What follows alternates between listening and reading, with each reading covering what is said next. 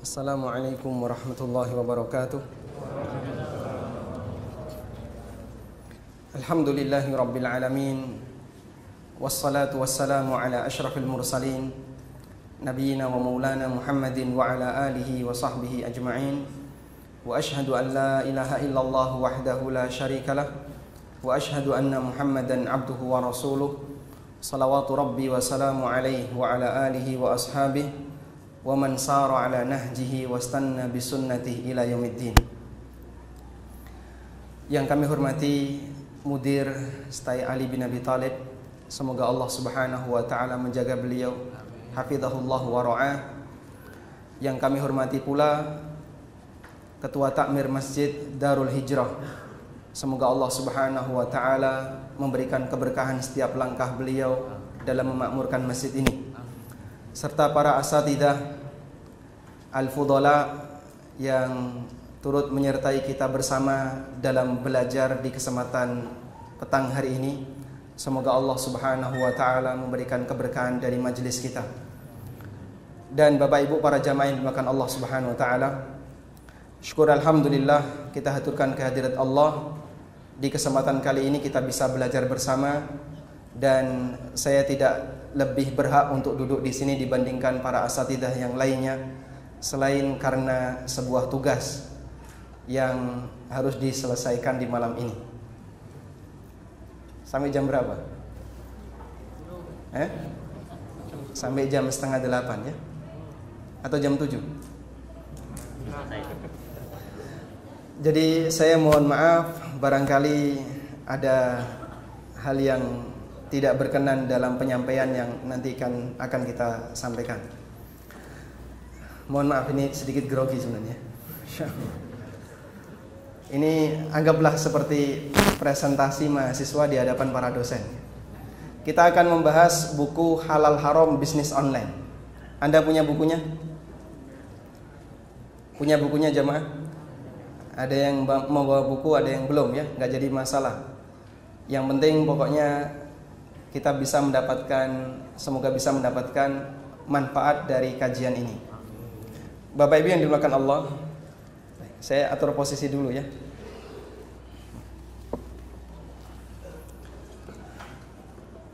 Sebagaimana biasanya nanti kita akan gunakan slide untuk menampilkan penjelasan, semoga lebih memudahkan.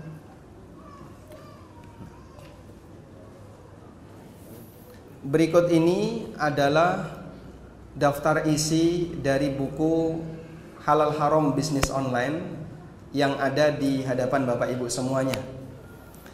Saya bacakan secara ringkas ya. Bagian muqaddimah kita membahas tentang bagaimana cara kita bisa memahami kasus kontemporer. Dan di situ saya sebutkan beberapa tahapan yang digunakan oleh para ulama agar sebuah kasus yang kontemporer bisa dihasilkan kesimpulan hukumnya.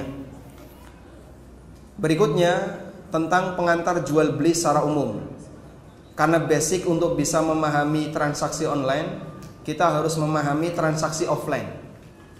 Sebab secara umum kaidah yang berlaku dalam online gak jauh beda dengan kaidah yang berlaku dalam transaksi offline. Di situ kita bahas tentang rukun, syarat jual beli, dan seterusnya. Lalu kita beralih kepada masalah taqabud. Bagaimana skema serah terima dalam transaksi online. Kemudian kita berpindah kepada kaidah dalam transaksi online. Di buku ini saya sebutkan ada 9 kaidah. Lalu kita beralih kepada pembahasan gharar dan jahalah. Apa perbedaan antara gharar dengan jahalah? Lalu praktek gharar dan jahalah yang ada di zaman Nabi SAW. Kemudian kita lihat contoh kasus praktek gharar dan jahalah dalam transaksi online. Kemudian sebagai pengantar untuk bisa memahami dropshipping, saya buka materi tentang akad salam. Karena dropshipping itu didekati oleh para ulama dengan sebutan salam hal. Kalau pakai istilah Ustadz Irwandi, beliau nyebut dengan salam tunai. Akad salam, tapi penyerahan barangnya jangka waktunya pendek. Tidak sebagaimana umumnya akad salam di masa silam. yang bisa sampai setahun, 2 tahun, bahkan kata Ibnu Abbas sampai 3 tahun. Nah, salam di tempat kita contohnya adalah praktek dropshipping. Dia nggak punya barang tapi dapat pesanan, lalu dia beralasan, saya melakukan akad salam. Konsumen membayar secara tunai, kemudian saya adakan barang itu, selanjutnya saya serahkan kepada konsumen. Nah, apakah akad salam seperti ini sah disebut akad salam? Muqaddimahnya kita belajar akad salam. Baru setelah itu kita membahas tentang dropshipping. Anda akan bisa memahami fikih dropshipping dengan baik kalau paham tentang akad salam. Beralih dari dropshipping, kita pindah ke masalah marketplace. Yang ini umum ada di masyarakat. Pertama, terkait masalah keberadaan ijab qabul dalam akad dan transaksi jual beli, apakah itu masuk syarat ataukah tidak? Khilafun baina Syafi'iyah wal jumhur. Ada perbedaan pendapat antara Syafi'iyah dengan jumhur ulama. Lalu yang kedua, yang sering jadi pertanyaan adalah status uang yang tersimpan di rekening bersama. Mereka secara umum menggunakan sistem escrow, penjaminan untuk konsumen. Nah, uang yang ada di rekening bersama itu milik siapa? Milik penjual, pembeli, ataukah milik marketplace? Insya Allah akan dibahas di pembahasan di marketplace. Lalu kita membahas tentang beberapa kasus dalam transaksi online. Ada asuransi, ada kode unik, ada gratis ongkir dan seterusnya. Setelah itu kita beralih kepada uang digital, digital currency. Dan tadi ini sudah kita bahas di kajian Masjid Jami' Makki ya, di Masjid Jami' Mekah di Bendul Mirisi.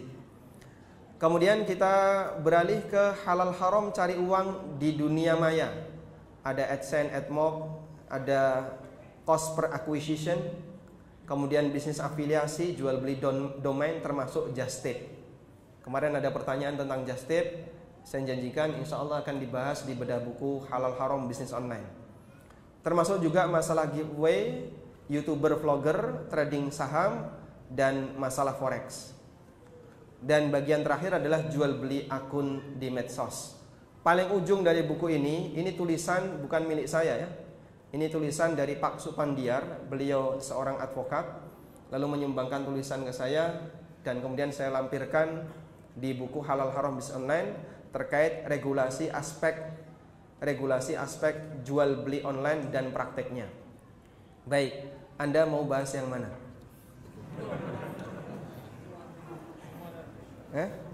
Semua ya? Baik, kalau semua saya bacakan daftar isinya, insya Allah selesai jam 8.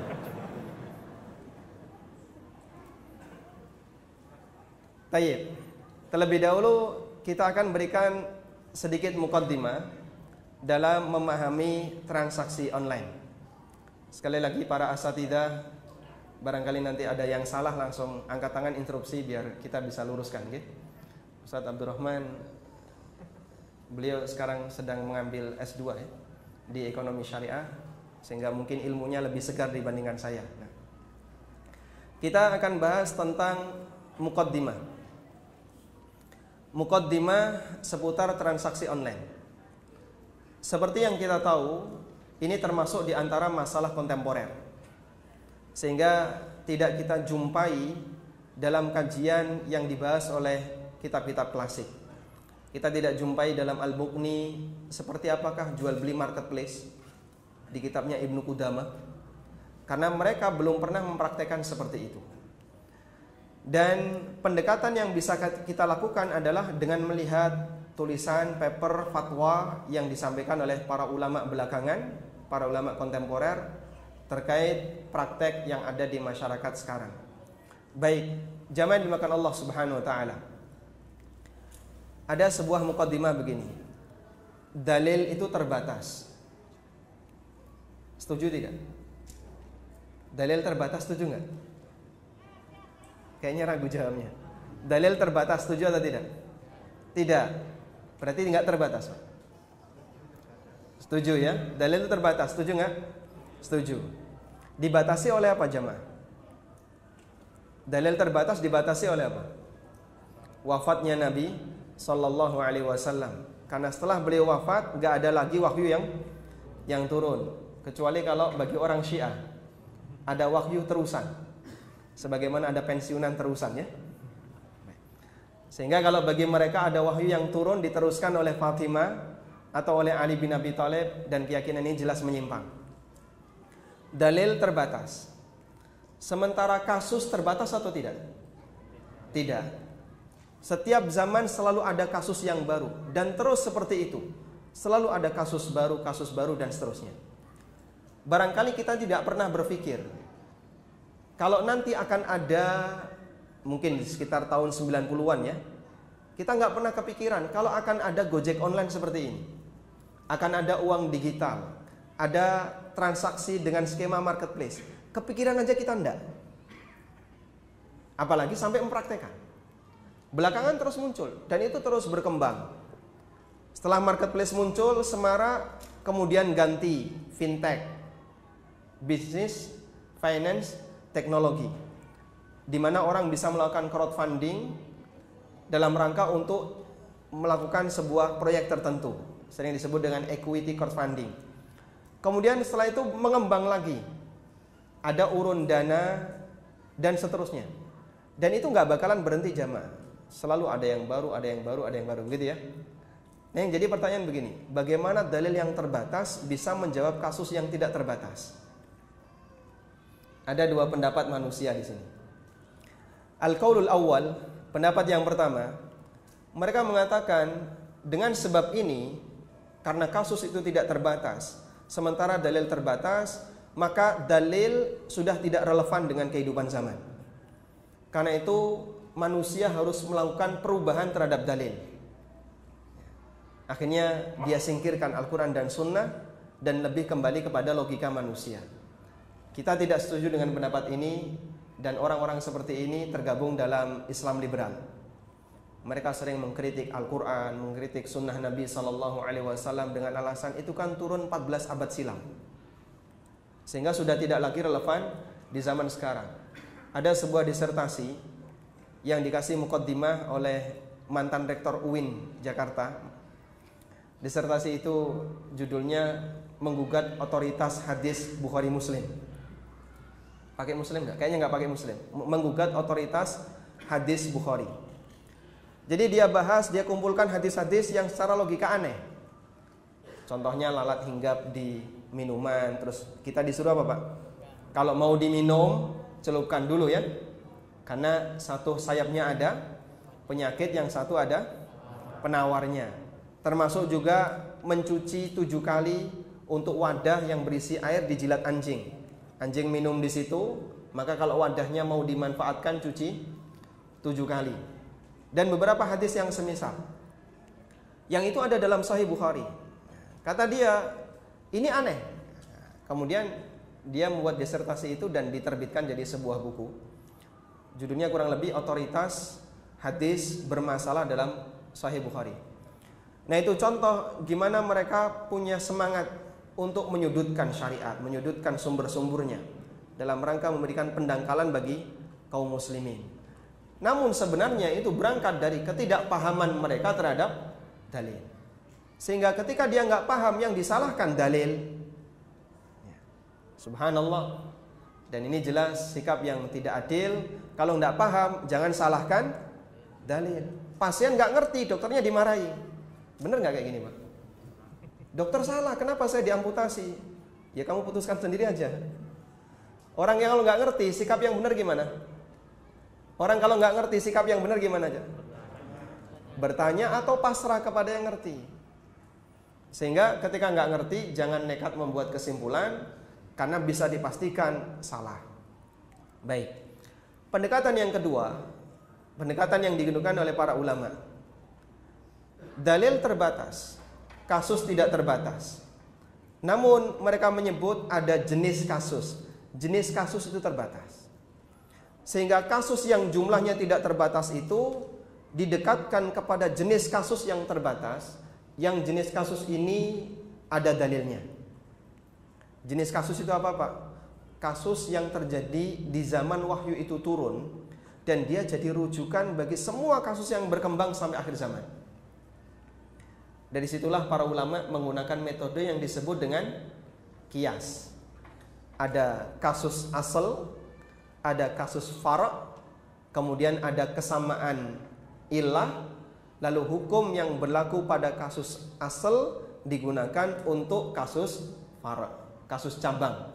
Ada kasus asal, ini yang ada dalilnya. Ada kasus cabang, ini yang sedang dicari dalilnya. Ada kesamaan nih antara kasus asal dengan kasus cabang. Lalu kasus asal ini dijadikan sebagai rujukan untuk kasus apa aja, Mas? Cabang. Karena ada kesamaan apa? Kesamaan apa tadi? Illah, kesamaan latar belakang. Jadilah kita bisa menemukan hukum bagi kasus cabang. Metode ini namanya apa? Metode ini namanya qiyas. Ini yang disebut dengan metode qiyas. Ulama Ahlussunnah mereka sangat ahli dalam masalah ini, dan mereka bisa menentukan mana yang boleh dikiaskan, mana yang nggak boleh dikiaskan. Dan qiyas pendapat yang jauh lebih kuat, dan itu pendapat jamaahir ulama, hukumnya diperbolehkan khilafan lidz-dzahiriyah, berbeda dengan madzhab dzahiriyah yang mereka menolak qiyas. Sehingga dengan metode ini banyak hal yang baru bisa kita jawab. Itulah yang digunakan oleh para ulama ketika membahas masalah kontemporer. Insya Allah sampai di sini paham ya, bagaimana pendekatan yang dilakukan oleh para ulama dalam memahami kasus kontemporer. Baik. Lalu bagaimana cara mereka bisa menyimpulkan qiyas itu? Taib. Ada beberapa tahapan yang mereka lakukan untuk bisa memahami kasus kontemporer dengan metodologi qiyas. Tahapan yang pertama adalah tahapan tasawur. Tahapan tasawur. Kalau Anda sudah punya bukunya, silahkan dicari di buku. Biar nanti tinggal nyoret-nyoret aja bagian yang kurang dari buku itu. Ketemu? Halaman berapa, Pak? Halaman 9 Romawi di bagian muqaddimah. Tasawur itu apa sih, Pak? Memahami kasus sesuai dengan kondisi real di lapangan. Sehingga yang dibutuhkan dalam tasawur itu apa, jemaah? Data. Yang dibutuhkan dalam tasawur itu data. Orang mau membahas sebuah kasus transaksi yang terbaru di masa sekarang. Kalau dia ingin membahas kasus ini, maka yang dia butuhkan adalah data tentang transaksi itu. Makanya bisa jadi ketika ada seorang asatidzah yang ditanya tentang, Pak Ustadz, apa hukum menggunakan GoPay atau OVO, atau apa hukum menggunakan e-tol? Praktisi kan lebih ngerti ya. Anda yang berpraktek langsung lebih paham. Ustadz balik tanya, lah terus skemanya kayak gimana? Gak ngerti Ustadz, pokoknya yang kayak gitu. Ya afwan kak akhi, kalau begitu Ustadz gak bisa jawab. Anda kalau nggak bisa memberikan data, ya mohon maaf, Ustadznya bukan praktisi. Sehingga bisa jadi yang bersangkutan tidak ngerti tentang praktek yang ada. Makanya antum kalau tanya tentang sebuah kasus, 1, wajib jujur. 2, ceritakan dengan jelas. Jangan ada yang ditutupi. Ada salah satu jamaah yang tanya ke saya, Pak, kalau saya bagi hasil dengan orang dalam sebuah proyek, itu boleh atau tidak? Saya sudah curiga, bagi hasil orang dalam. Saya curiga ini. Saya tanya, ini proyek di instansi apa? Nah, terus dia ngaku di salah satu lembaga pemerintah. Sudah, saya sebut sogok itu kalau gitu. Tapi kan bagi hasil, katanya bagi hasil boleh. Masya Allah, istilahnya bagus, Pak. Bagi hasil. Maksud dia sebenarnya pengen mendapatkan penjelasan, kalau secara syar'i bagi hasil kan boleh ya, biar dia dapat dukungan. Cuman dia nggak jujur, sehingga ketika dia nyebut orang dalam, oh ini pasti proyek pemerintah. Lalu saya katakan di instansi mana? Ngaku dia. Kalau kayak gini statusnya sogok. Dan sogok ya Anda tahu sendiri, jangan bicara masalah hukum syariat. KPK aja melarang. Itu kriminal. Tayyib. Makanya kalau menyampaikan sesuatu tolong jujur. Kadang orang kalau nggak jujur, jadinya Ustadz memberikan sebuah jawaban yang salah karena tasawur yang salah.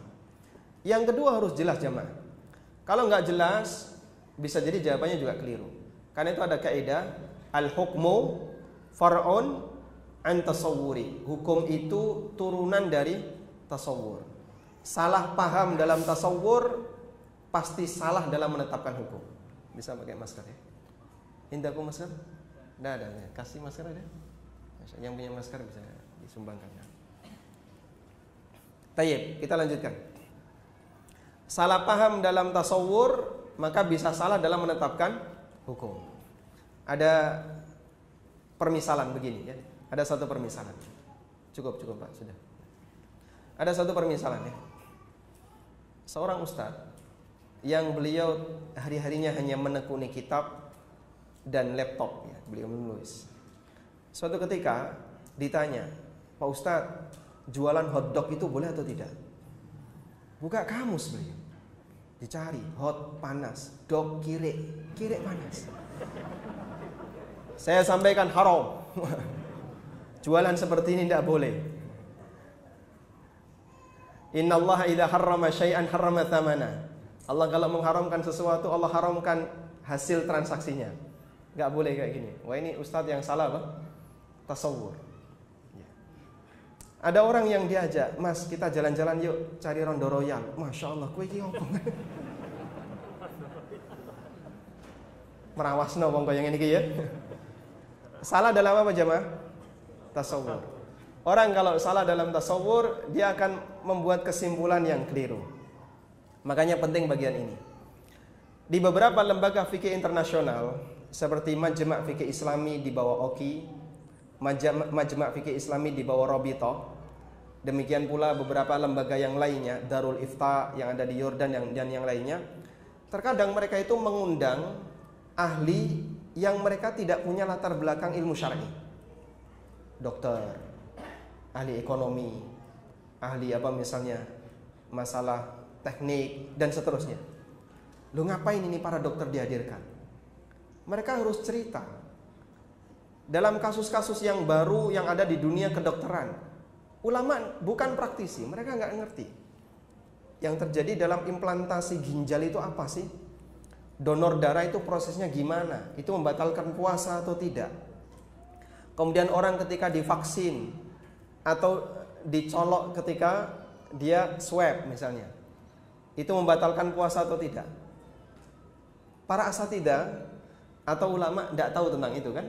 Mereka nggak ngerti dalam dunia medis. Dokter bercerita. Dari situ mereka bisa mendapatkan sebuah keterangan. Lalu dari situ mereka bisa membuat kesimpulan. Baik, itulah pentingnya tasawur. Makanya sebagian besar orang kalau mau belajar tentang fikih muamalah yang kontemporer, ujung tombaknya di satu titik. Dia harus sering gesekan dengan pengusaha. Dari situ dia tahu praktek yang terjadi pada pengusaha ini. Ya, saya membahas ini karena saya sering gesekan dengan ya, beberapa pengusaha. Ada Bang Harun ya, ada Pak Ihsan, terus ndelik Bang Harun. Dan ada beberapa kawan-kawan pengusaha yang lainnya. Jadi tahu bagaimana cara mereka berbisnis. Kami tergabung di KPMI, Komunitas Pengusaha Muslim Indonesia, dan mereka banyak cerita tentang bagaimana cara mereka bermuamalah. Baik, setelah tahapan tasawur, berikutnya adalah tahapan takyif. Takyif fikih.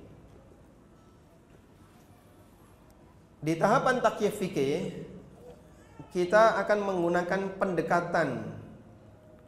pendekatan fikih dalam memahami kasus. Pendekatan fikih dalam memahami kasus. Ja'al isya. Adzan dulu Ustaz ya. Nah, baik, kita dengarkan adzan dulu baru kita lanjutkan insyaallah. Wassallallahu ala nabiyyina Muhammadin wa ala alihi wa sahbihi wasallam.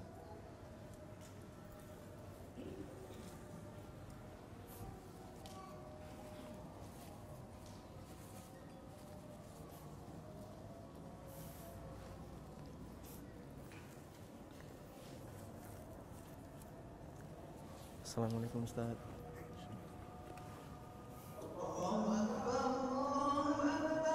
Allahu Akbar.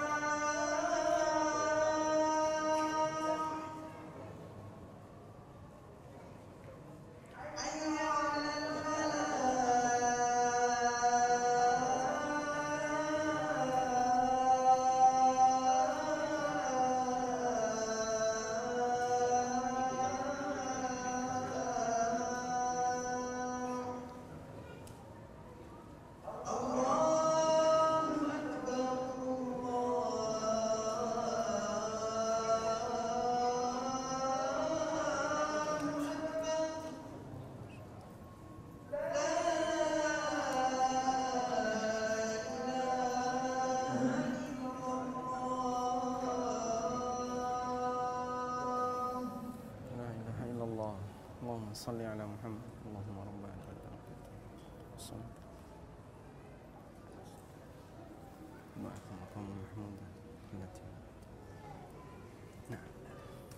Alhamdulillah wassalatu wassalamu ala Rasulillah wa ala alihi wa sahbihi wa mawalah.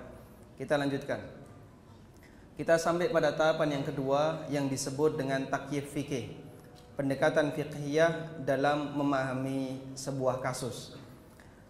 Jamaah yang dimuliakan Allah, namanya pendekatan itu bisa jadi dari sudut pandang yang berbeda, sehingga terkadang perbedaan sudut pandang itu menghasilkan perbedaan hasil. Karena itulah para asatidzah terkadang memandang ini dari sudut pandang kanan hasilnya seperti ini, dari sudut pandang kiri hasilnya seperti ini. Terjadilah perbedaan dalam masalah takyif fikih. Maka di tahap yang kedua ini rentan adanya perbedaan. Rentan perbedaan. Baik.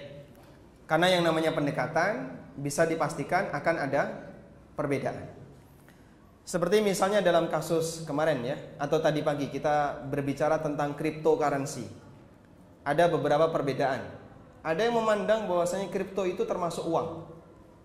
Sehingga ketika ada orang yang beli Bitcoin, maka hakikatnya dia sedang melakukan transaksi apa? Transaksi apa? Jual beli Bitcoin. Jika itu bentuknya uang. Saraf ya, transaksi apa? Saraf, tukar menukar uang dengan uang.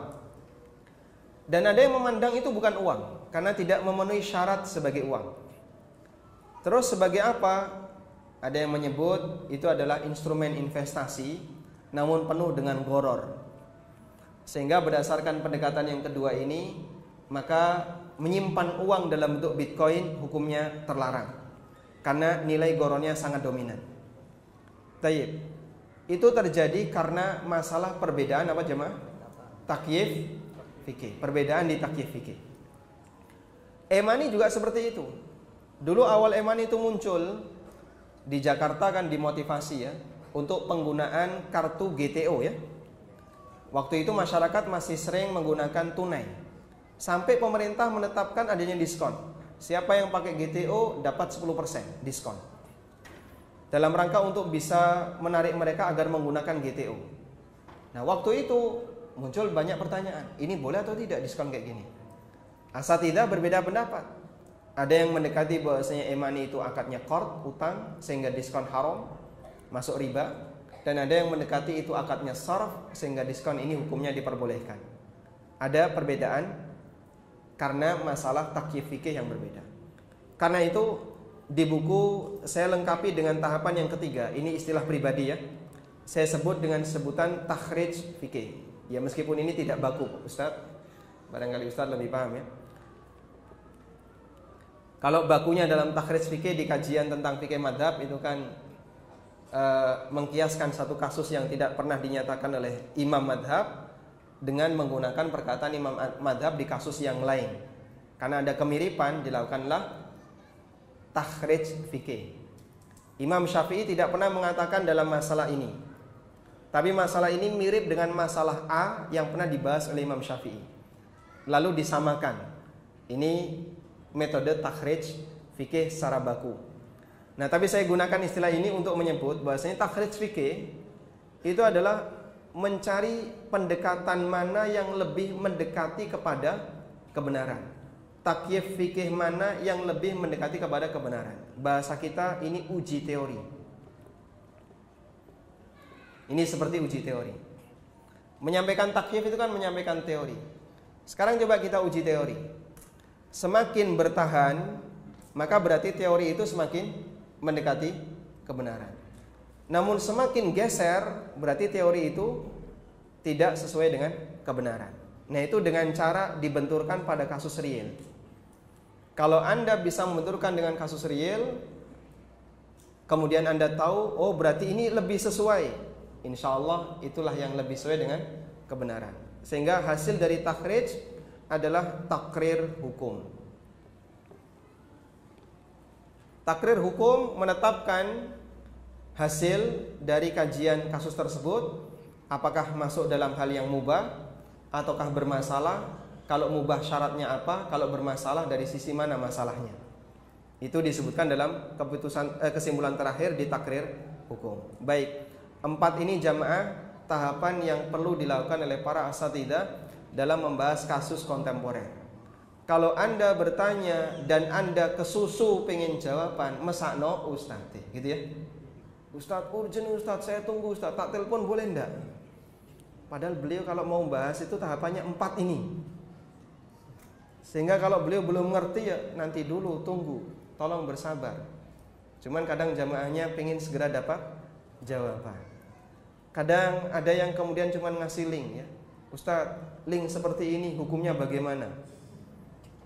Cuman dikasih link saja, usinya suruh mempelajari. Berarti ada satu tahapan lagi sebelumnya, yaitu tahapan download dulu. Subhanallah, Masya Allah ya. Padahal dia nggak pernah nyanguni data Pak ya. Tayyib. Sekarang kita coba gunakan metode ini untuk membahas salah satu kasus di transaksi online. Anda mau bahas yang mana? Marketplace, dropshipping, just tip. Yang mana jemaah? Just tip ya, yang just tip. Baik, coba kita bahas just tip.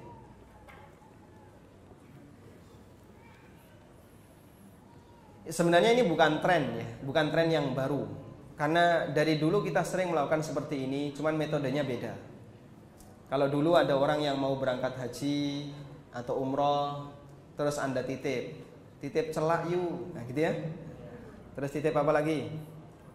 Titip zam-zam. Kalau zam-zam nggak beli ya, yang beli biasanya titip cajadah atau titip tasbih atau yang lainnya.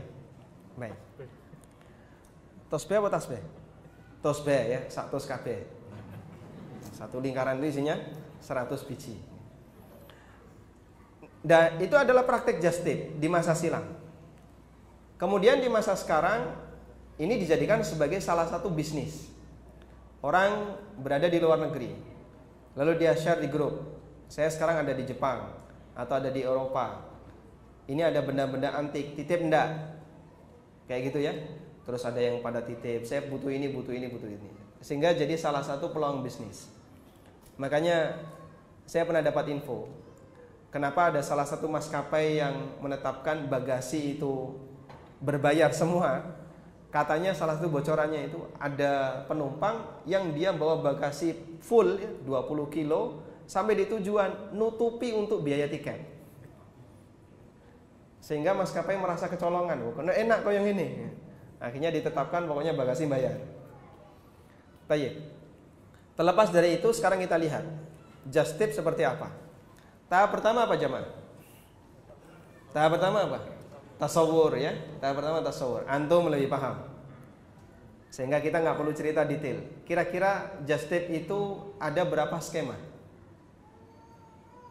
Ada 2 ya kurang lebih ya. 1 bayar langsung, 2 ditalangi sama yang dititipi, gitu ya. Kalau nggak bayar langsung ditalangi, betul kayak gini? Ya, 2 ini ya. Baik, sekarang kita akan lihat ya. Jadi hasil tasawur kita mendapatkan 2 keadaan. Uang untuk belanja itu ada 2, ada yang dibayar di depan, yang kedua apa? Ditalangi. Begini ya. Ditalangi oleh yang dititipi. Baik. Uang dibayar di depan. Uang dibayar di depan. Sehingga orang titip, tolong titip nanti belikan apa misalnya? Belikan HP atau laptop di Jepang. Anda langsung bayar, berapa sih nilainya? Sekian yen. Sudah lihat di Amazon atau toko online di sana ya, Rakuten misalnya. Ketemu harga sekian yen, dikonversi. Oh, jadi sekian rupiah. Uang dibayar di depan, di sini harga plus fee. Harga plus fee, gini ya. Baik. Kira-kira kalau kasusnya seperti ini lebih dekat kemana jemaah? Salam. Ya? Salam. Salam pakai fee? Ini lebih dekat kepada transaksi jasa.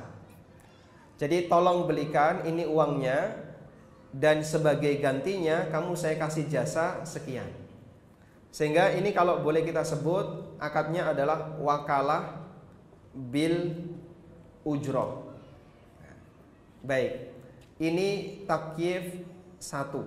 Nah, ini takyif 1. Oh enggak, bagi saya itu bukan wakalah bil ujroh, itu jual beli salam. Nah, saya jadikan usulan Bapak takyif fikih 2. Masya Allah. Ini takyif 2. Baik. Ada khilaf ya di antara para jamaah. Khilafun bainal jamaah. Yang satu mengatakan ini wakalah bil ujroh, yang satu mengatakan ini salam. Melihat dari mana? Dari ini tadi tasawurnya. Saya lebih memandang ini salam Pak. Saya lebih memandang ini wakalah. Baik. Lalu Anda melakukan takhrij. Sekarang coba didekatkan kepada kondisi real. Salam itu apa? Jual beli di mana pembayarannya dilakukan secara tunai, dan hak trader salam apa jemaah? Trader salam punya hak apa? Margin. Dia punya hak margin, keuntungan. Dan keuntungan itu tidak disebutkan di depan, tapi dia langsung nyebut, pokoknya harganya sekian ya. Langsung dia nyebut harganya sekian, dan dibayar tunai di depan. Nah itu ciri salam. Baik, tolong saya belikan laptop ya, nanti harganya berapa, saya bayar di depan. Nah kemudian dihitung, dicari-cari datanya. Baik Pak, harganya 5 juta, bayar tunai sekarang. Berangkat dia ke Jepang, bawa duit itu. Dan dalam salam di situ ada syaratnya. Rasulullah SAW bersabda, "Man aslafa falyuslif fi kailin ma'lum wa waznin ma'lum wa waqtin ma'lum." Hadis riwayat Bukhari. Siapa yang melakukan akad salam, maka timbangannya jelas, takarannya juga harus jelas, dan waktunya jelas. Kalau laptop ditimbang nggak? Nggak. Boleh nggak jadi objek salam? Boleh. Yang penting jelas speknya. Spesifikasinya harus jelas. Insya Allah speknya jelas. Berarti harus ada kejelasan yang kedua setelah spek. Apa Pak? Waktu. Laptop diliteri. Sehingga nggak dipisahkan harga pokok berapa, keuntungan berapa. Nggak dipisahkan. Sudah? Itu ciri khas salam. Tapi kalau kita lihat dalam prakteknya, ternyata mereka biasanya melihat harga pokok. Jadi sama-sama tahu. Yang ditipi tahu, yang nitip juga ngerti ya. Nah, terus ngasih tambahan ini sebagai fee. Nah, dari sini kan Bapak bisa mendapatkan kesimpulan. Lebih dekat yang mana antara takyif 1 dan 2? Lebih dekat yang mana? Oh, ini lebih dekat yang 1, wakalah bil ujroh. Dia saya suruh sebagai wakil saya untuk membelikan barang, lalu dari situ nanti dia saya kasih fee. Nah, fee sesuai dengan kesepakatan. Paham di sini? Nah, dari takhrij itu lalu kita bisa mendapatkan takrir. Berdasarkan hal ini, maka justip hukumnya boleh dengan ketentuan. 1, uangnya dibayar di depan. 2, akadnya menggunakan wakalah bil ujroh, di mana orang yang dititipi berhak untuk mendapatkan fee. Itu contoh kita mengeluarkan takrir terhadap hukum. Paham insyaallah? Insyaallah ya, bisa praktek ya. Baik, saya kasih kasus. Siap? Kasus berikutnya. Tadi ada satu lagi, yaitu ditalangi. Justip ditalangi ini boleh atau tidak? Justip yang ditalangi boleh atau tidak? Dan ini lebih dominan dibandingkan yang pertama. Karena biasanya dia sudah ada di luar negeri, lalu dia menawarkan siapa yang mau titip silahkan. Itu kan nggak transfer ya, nggak transfer dulu. Biasanya ditalangi dulu, nanti dibayar setelah barang sampai di tempat. Nah kayak gini boleh atau tidak? Justip ditalangi dulu boleh atau tidak? Boleh atau tidak? Yang mengatakan boleh angkat tangan. Yang mengatakan tidak boleh. Ikhtalafal jamaah. Baik, coba kita lihat ya. Ditalangi. Ditalangi itu berarti diapakan, Pak? Diutangi. Baik. Syarat kalau terjadi akad utang apa jemaah? Tidak boleh ada keuntungan. Ada sebuah hadis yang mengatakan la yahillu salafun wa bai'. Tidak halal utang digabung dengan jual beli. Tidak halal utang digabung dengan jual beli. Baik. Kalau kasus yang terjadi begini, Pak, nanti tak talangi saja untuk membelikan barang itu, tapi tolong saya dikasih fee sekian. Harganya sesuai real, ya. Barangnya misalnya laptop harga 5 juta, nanti saya dikasih fee 200.000. Udah, saya talangi barang sampai kasih 5 juta plus fee 200.000. Baik.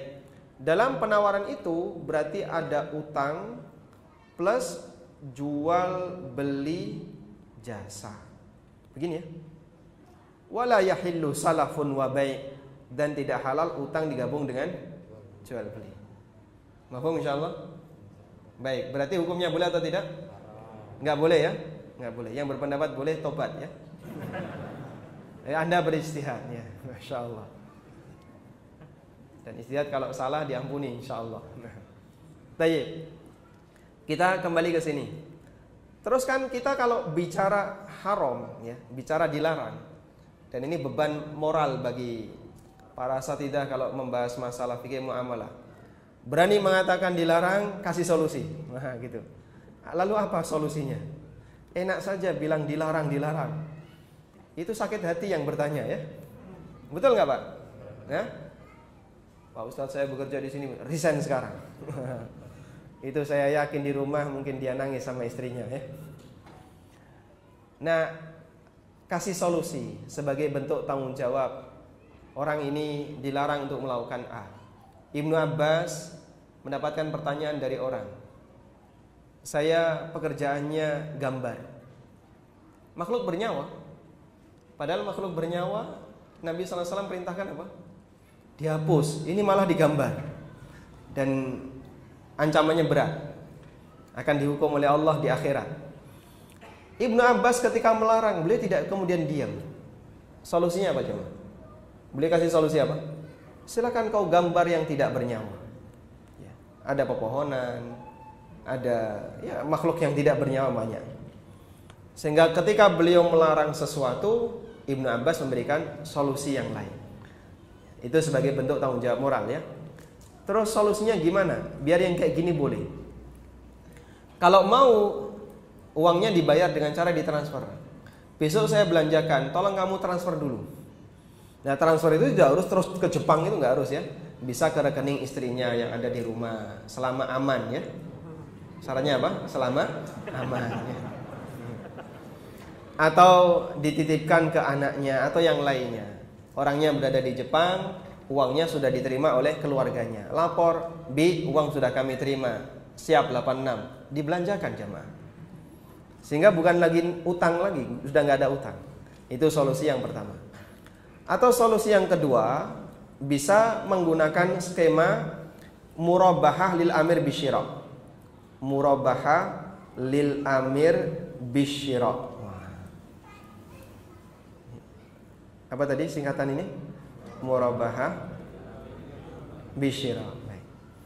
Murabahah lil amir bisyira kurang lebih kayak gini. A, ini berada di Jepang, JPN ya. B, ini berada di Indonesia. Tokonya ada di Jepang ya. Nah, B pesan sama A, tolong belikan laptop. Sudah? Tapi A yang bayarin dulu. Tahapan 1. Di sini apakah A sudah punya barang? Belum. Karena A belum punya barang, berarti boleh nggak A melakukan akad? Nggak boleh. Kenapa nggak boleh? Karena dia belum memiliki objeknya. Dan syarat boleh menjual adalah dia punya objek. La tabi ma laisa indak. Jangan kau jual barang yang tidak kau miliki. Ya. Makanya orang yang menjual barang yang tidak dia miliki, dia melanggar hadis ini. Baik. Sehingga di poin 1 ini Pak, yang boleh dilakukan apa Pak?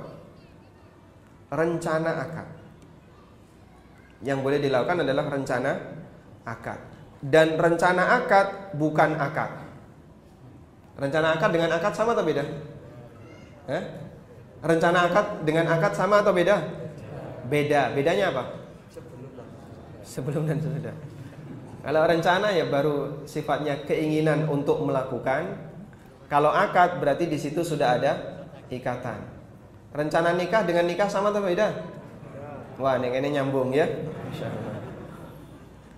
Karena itu biasanya ulama menyebut rencana akad dengan al-wa'du bil bai'. Janji untuk beli. Wal wa'du laisa 'aqdan. Sementara sebatas janji itu bukan akad. Sehingga ada janji, ada akad. Dua hal yang berbeda. Sudah? Rencana akad boleh dilakukan sebelum penjualnya punya barang. Karena nggak ada akad. Yang nggak boleh melakukan akad. Kalau melakukan akad melanggar hadis Nabi SAW. Tayyib. Yang kedua, boleh nggak ada DP Pak? Ada DP boleh nggak? Boleh nggak B ini ngasih DP? Tadi pagi sudah saya sampaikan. Boleh atau tidak? Tidak. Kenapa? Penjual belum punya barang, sehingga belum boleh melakukan akad. Kalau ada DP, jadinya jual beli kali bil kali. Masih ingat batasannya jual beli kali bil kali? Penjual belum punya baif, namun dasar larangan kali bil kali adalah ijma' ulama sebagaimana keterangan Imam Ahmad. Baik, sehingga ini dilarang, gitu ya. Sudah? Maka yang melakukan akad dengan B. Begini ya. Sehingga di sini ada skema yang kedua. Di poin nomor 2 ini A sudah punya barang, sehingga boleh berakad dengan B. Jelas atau belas? Belas? Jelas, walhamdulillah. Nah, ini solusi yang insya Allah bisa dilakukan. Jadi ditukokno dhisik, bar tuku nembih didol. Nah, gitu ya. Dibelikan dulu, setelah dapat baru dijual. Nah, tadi sebelum punya ngapain Pak? Sifatnya baru penawaran. Rencana, belum dilakukan akad. Mafhum? Walhamdulillah. Alhamdulillah. Selesai ya? Ila Isa, Sabiawanis. Nah, berarti nggak ada tanya jawab ya? 7:30 selesai. Baik, 10 menit lagi ya. Sudah jamaah? Sekarang mau bahas mana lagi? Kita bahas marketplace.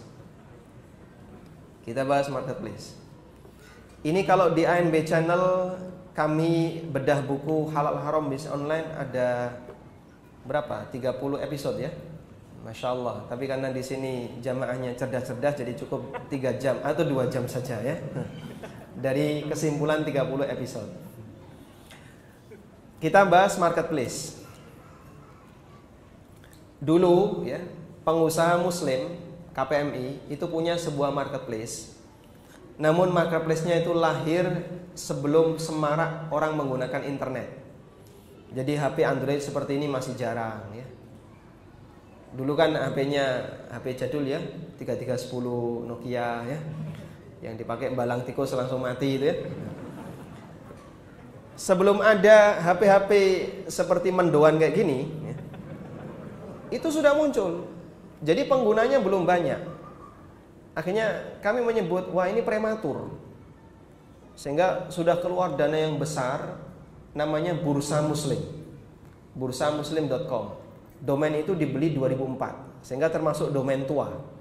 Domain tua itu kelebihannya kalau di Google, di searching muncul di depan, karena dia lebih terpercaya. Tapi karena dia lahir sebelum waktunya, jadi penggunanya nggak banyak. Akhirnya begitu sudah mulai kelelahan, dana yang dikeluarkan sudah mulai banyak, semangatnya turun, baru muncul ya, kayak marketplace Bukalapak, Tokopedia, OLX, yang sekarang paling ramai Shopee. Padahal waktu itu kita ketika datang itu belum ada yang kayak gitu. Saya dapat informasi begini, di salah satu proyek Bursa Muslim, pada waktu Ramadan, ini Ramadan tahun 2018, Ramadan saja, kunjungan ke Shopee itu mencapai dalam satu bulan 465 juta. 465 kebalik saya, 465 juta satu bulan. Coba ini Pak dibagi 30 jadi berapa? 465 bagi 30 berapa? Coba antum punya kalkulator? Habis baterainya. 15,5 juta per hari. 15,5 juta per hari. Sudah? Coba bayangin jamaah. Andaikan ini kunjungan ya. Kita bicara kunjungan, bukan belanja. Karena berkunjung belum tentu belanja kan ya. Seperti ibu-ibu itu kalau sudah rebahan bawa HP yang dibuka ya kayak gini. Loh, tenan tau guyu masalah. Yang remaja juga sama. Saya ngetokno duit bapak nih kan. Karena kita itu senang lihat barang. Makanya kalau ada kajian, kemudian ada bazarnya di luar, bubar kajian itu nggak langsung pulang Pak. Keliling dulu kan ya. Padahal dia nggak belanja. Kita senang lihat barang. Betul Pak? Ngaku Pak ya? Nah, betul ya. Cuman lihat kasus di masyarakatnya. Baik. Kunjungannya sekian. Anggaplah misalnya, anggap ya, yang belanja hanya 25%. Dari kunjungan itu yang belanja seperempatnya. Jadinya berapa? Bagi 4, 15,5 bagi 4. 3,888 juta per hari. Sudah.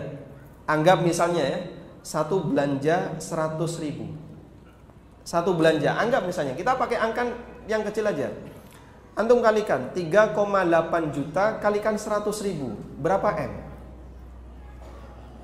Kalkulatornya jangan sampai error ya. Berapa? Ya 388. Ini nolnya berapa ini? Ini ribu, ini 3, berarti juta plus 03 gitu ya. 300,88 M. Betul ya? 388 M per hari. Subhanallah ya. Ramadan itu yang belanja kira-kira orang yang beragama apa Pak? Hindu, Buddha, Yahudi atau Nasrani? Padahal ini Pak, untuk hal yang mubah, belanja saja. Anggaplah misalnya marketplace itu kecipratan dari sini, kecipratan saja ya, atau ketetesan misalnya. Ketetesan 2% saja dari transaksi per hari itu dapat dia. Makanya sebenarnya pasar ini luar biasa ya. Sehingga bermunculan banyak sekali marketplace yang baru, dan termasuk terutama perusahaan-perusahaan asing. Mereka berlomba-lomba untuk ini. Potensi umat luar biasa, terjadi pengalihan dari pasar tradisional, pasar konven menuju pasar online. Dan akhirnya peluang itu juga diambil oleh pihak ekspedisi. Ini semua rata-rata non-muslim, baik yang ada di atas maupun yang ada di bawah. Saya nggak perlu nyebut merek ya. Baik, sekarang kaum muslimin ada di mana? Hanya korban, hanya konsumen. Potensi kita besar, dan itu semuanya adalah potensi muslim. Andaikan ini masuk sebagai salah satu bagian unit usaha kaum muslimin, walhamdulillah ya, termasuk di antara bentuk memanfaatkan potensi umat. Baik. Tapi bursa muslim gak payu Pak. Bursa muslim gak payu. Dan sekarang masih bertahan ya. Cuman karena kita gak bisa bakar-bakar duit seperti yang di marketplace yang lain ya, gratis ongkir ini dan seterusnya, sehingga gak seberapa menarik. Tapi kami selalu menekankan, ya kita pakai hubungan loyalitas sesama muslim, simpati antara satu dengan yang lain. Silahkan belanja, larisi temannya muslim. Semoga dengan itu kita bisa mempertahankan potensi ini, belajar untuk itu agar bisa lebih besar. Baik, kembali ke sini. Yang bermasalah di marketplace itu apa sih? Satu, ya, Anda dilayani, belanja itu dilayani oleh platform, ya. Dilayani oleh platform. Daftar, buat akun, dipakai belanja, lalu klik, check out, gitu kan? Ya. Jarang di antara kita chat dengan penjual. Makanya marketplace bisa buka 24 jam. Karena yang melayani platform. Di rumah sakit ada showcase isinya banyak minuman. Masukkan 10.000, pencet, keluar minuman. Melakukan praktek transaksi seperti ini ada ijab kabulnya atau tidak? Tidak ada ya? Baik. Dalam mazhab Syafi'iyah, transaksi disyaratkan harus ada ijab kabul. Tanpa ijab kabul batal. Sudah? Anda mazhabnya apa? Mazhabnya apa? Nggak punya mazhab. Ustaz Ali mazhabnya apa, Ustaz? Nah, kalau Bapak Ibu mengaku saya bermadzhab Syafi'iyah, nggak boleh praktek transaksi di marketplace, nggak boleh. Karena nggak ada ijab kabul. Kecuali kalau Anda bisa chat dengan penjual. Nah, chatting itu ijab kabulnya bisa terjadi. Tapi kalau Anda hanya dilayani platform, klik, cari barang, ambil, masuk keranjang, lalu next, sampai check out, nggak ada interaksi apapun dengan penjual. Ini sama seperti kita beli di mesin showcase itu, masukkan uang, pencet gambar, keluar minuman. Dan itu tanpa ijab kabul. Dalam mazhab Syafi'iyah seperti ini dilarang. Makanya di dunia ini tidak ada marketplace bermadzhab Syafi'iyah. Maksudnya duwe kafir kok ya. Gak ada ya. Baik. Namun kalau kita menggunakan pendapat jumhur, ini kalau dalam Syafi'iyah dilarang, nggak boleh ya. Kalau pakai pendapat jumhur, hukumnya diperbolehkan. Walhamdulillah, kebenaran ada di mazhab jumhur, insyaallah. Sehingga karena kita menggunakan pendapat jumhur, maka praktek di marketplace hukumnya diperbolehkan, meskipun ketika sholat subuh kunut. Nah, jadi dia alih madhab ya. Tayyib. Selanjutnya kita pindah yang kedua. Yang kedua adalah permasalahan sistem escrow.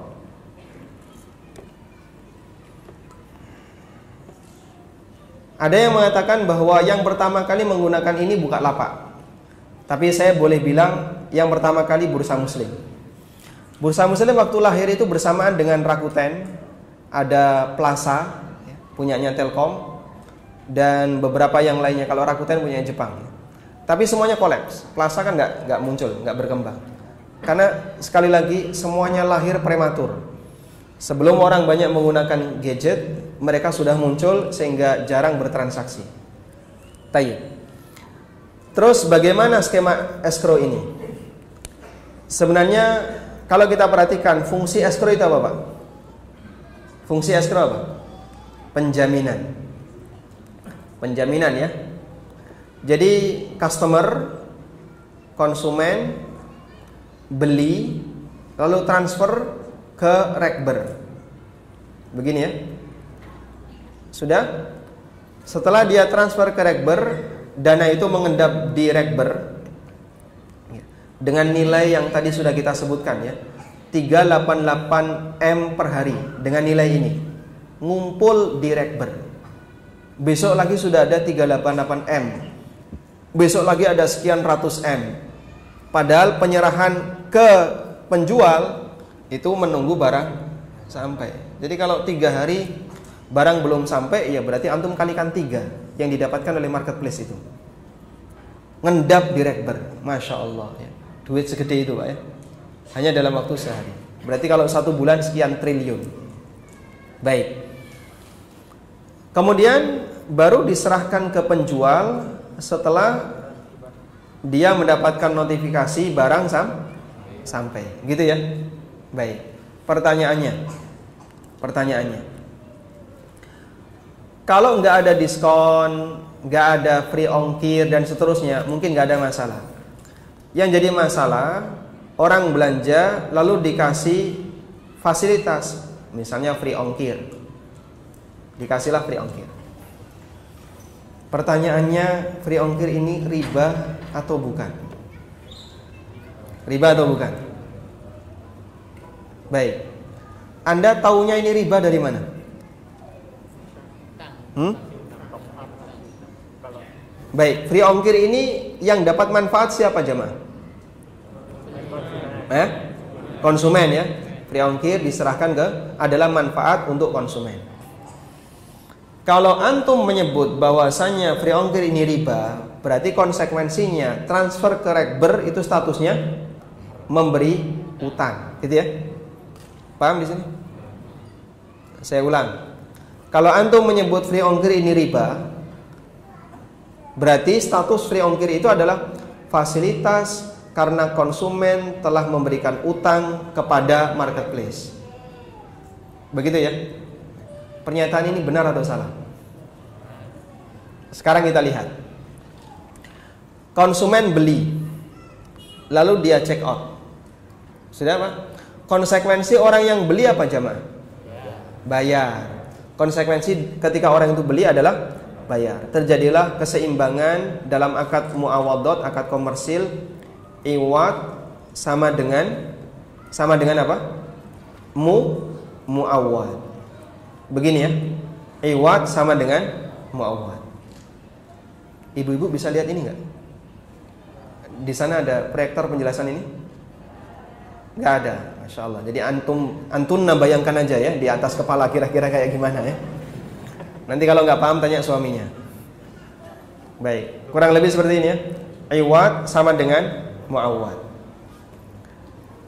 Kalau Anda belanja HP misalnya ya, harganya berapa? 3 juta. Berarti iwadnya 3 juta, muawadnya HP. Gini ya. Sudah. Ketika terjadi transaksi, maka iwad itu milik siapa jemaah?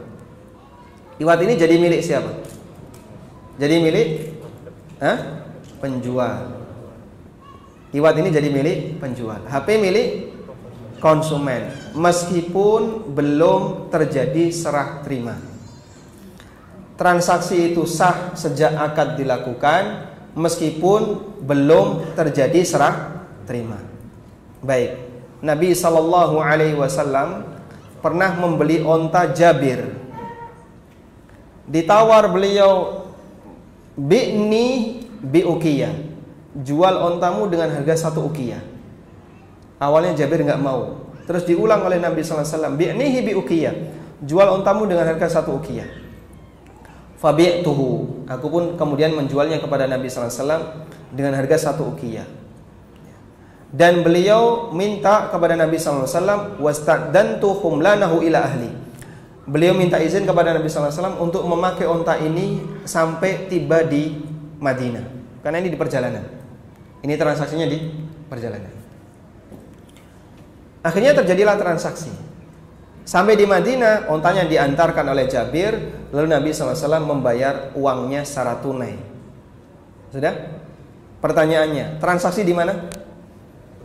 Di jalan. Serah terimanya di mana? Di Madinah. Sehingga boleh transaksi dulu, serah terima belakangan. Mahum di sini? Baik. Ada orang melakukan akad nikah. Qabil tuh selesai, gitu ya? Selesai akad nikah.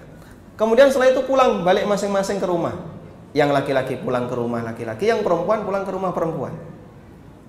Serah terimanya belakangan. Ada nggak serah terimanya? Hah? Apakah mereka sudah suami istri? Sejak kapan? Sejak akad. Nabi SAW nikah dengan Aisyah, lalu Aisyah tinggal bersama Abu Bakar. Kumpulnya 3 tahun setelah itu. Demikian pula ketika beliau menikah dengan Maimunah, Maimunah ada di luar Madinah, dan beberapa istri beliau yang lainnya. Sehingga bedakan antara akad dengan serah terima. Ya, meskipun dalam hal ini jangan dibayangkan seperti barang ya. Tapi itu pendekatan saja biar bapak-bapak gampang memahaminya. Baik, kita kembali ke sini. Akad dilakukan saat kapan? Check out. Saat kapan? Check out. Ketika check out, Anda sudah akad.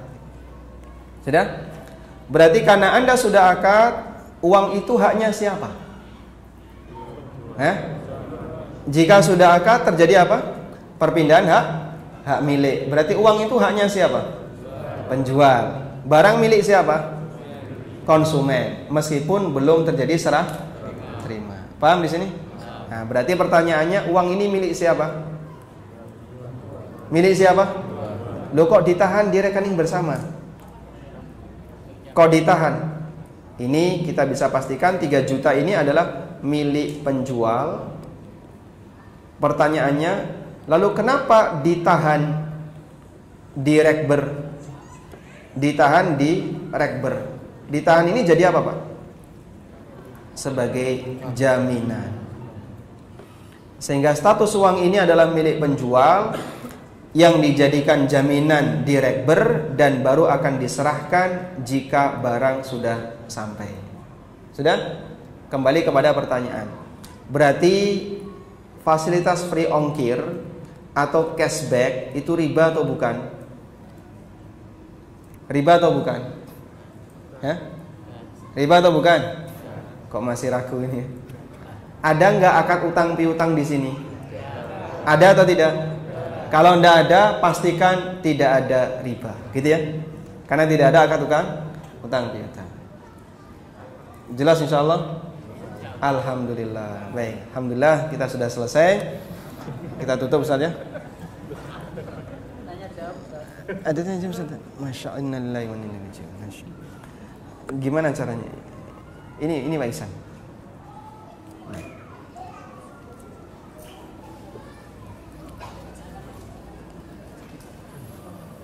Ini ada beberapa pertanyaan yang sudah masuk melalui WA.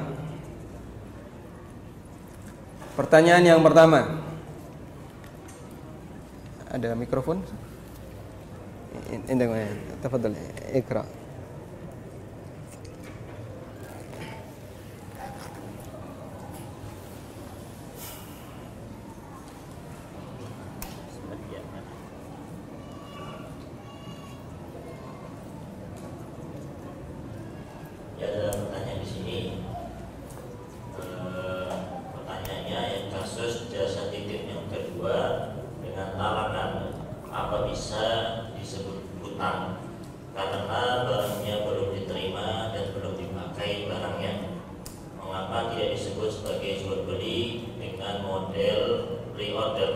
Baik. Kenapa tidak disebut sebagai jual beli dengan model pre-order gitu aja? Nah. Kenapa kok disebut utang? Kan konsumennya belum menerima barang itu. Karena status dia sebagai wakil dari siapa? Yang titip ya. Status orang yang berada di luar negeri tadi sebagai wakil dari yang titip. Wal wakilu manzilatul muwakil. Sementara wakil statusnya sebagaimana yang menyuruh. Sehingga kalau saya punya teman di Jakarta, saya telepon, tolong belikan nasi 100 bungkus. Maka kemudian dia melaksanakan itu. Sebenarnya yang beli siapa? Yang beli siapa? Yang nyuruh, saya yang beli. Dan terus teman kamu yang di Jakarta sebagai apa? Wakil saya, gitu kan? Sebagai wakil saya. Yang beli saya suruh dia. Karena itu ketika dia beli, hakikatnya itu saya yang beli, karena dia wakil saya. Berarti tanggung jawab saya adalah ngasih duit ke dia. Nah, karena itu kalau dia misalnya minta, Pak, saya nggak punya uang, baik saya transfer dulu, belikan 100 bungkus. Nah, dalam kasus ini di luar negeri tadi dipeseni, tolong belikan laptop. Terus uangnya tak talangi dulu, berarti dia ngutangi orang yang menyuruh, ngutangi orang yang mewakilkan. Disitulah ada akad qard. Wallahu a'lam.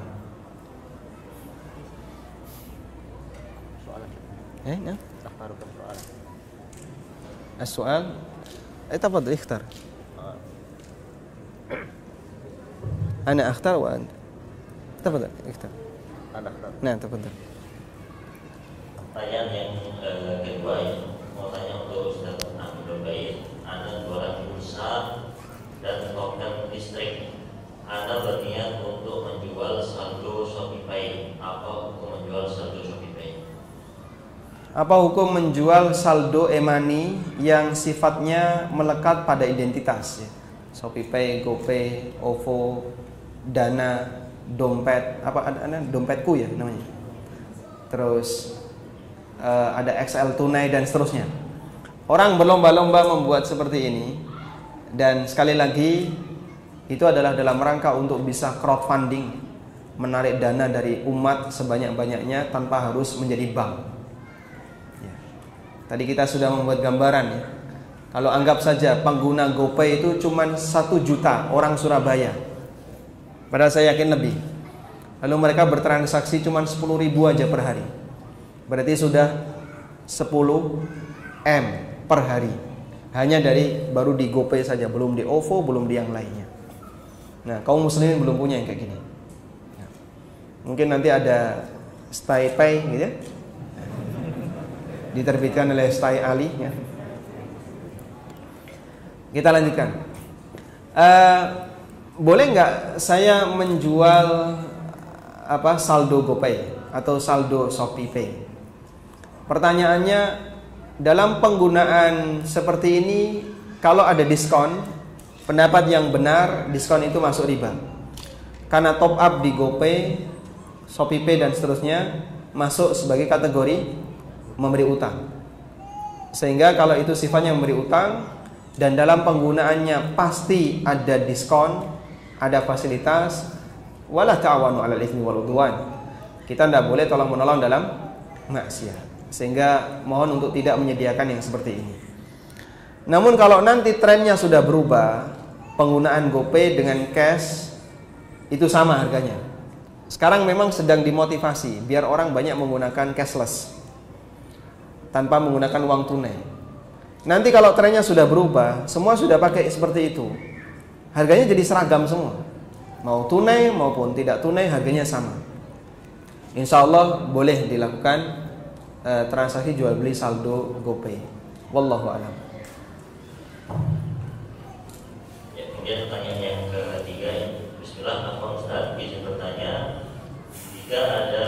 jika membuka jasa titip belanja tetapi tidak melebihkan harga belanjaan, tetapi ada ongkir untuk kurir yang mengantar belanjaan, apakah diperbolehkan dan dibayar di tempat oleh orang yang titip jasa khairan?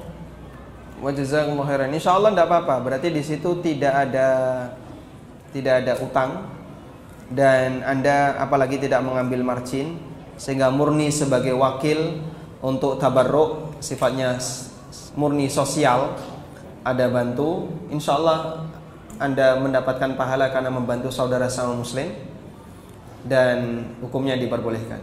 Wallahu a'lam. Alhamdulillah, lega saya, masyaallah.